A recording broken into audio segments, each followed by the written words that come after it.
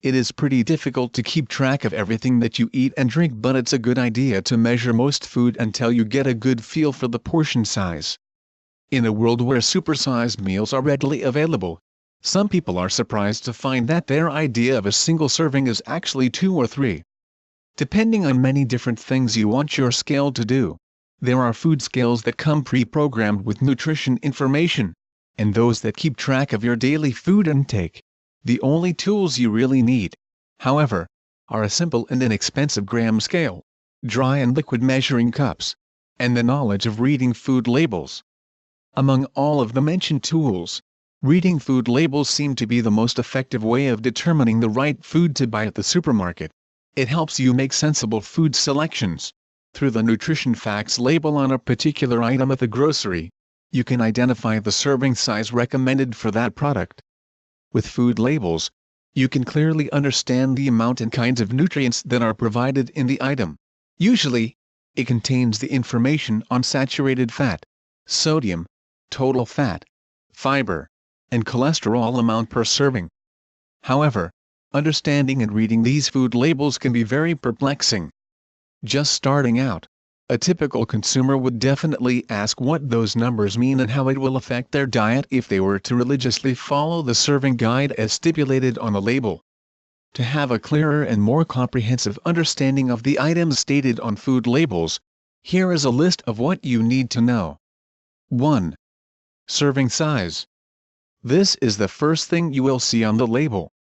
The amount of servings stated on the label refers to the quantity of that particular food people usually consume. However, this does not necessarily mean that it reflects your own satisfaction level for that food. Moreover, serving size lets you know the amount of nutrients that enters the body. This means that if you were to strictly follow the serving size recommendation, you would get the amount of nutrients stated on the label. For instance, if the serving size says 1 serving is equal to 54 grams, you would have to measure 54 grams and eat that, and then you have just eaten 1 serving. So then the amount of nutrients stated on label is the amount that has entered your body. Now if you have eaten all of it and the label says that each pack is equivalent to 4 servings, you have to calculate the amount of nutrients that have entered your body. This means that if the label says 250 calories per serving, that means you have to multiply it to 4 to get the total amount of calories you have taken in. 2. Nutrients. This refers to the list of nutrients in a particular item. It is also where the nutritional claims of the product based on the recommended daily dietary allowance are stated. Usually, the nutritional amounts are based on both the 2,500 and 2,000 calorie per day recommended dietary allowances.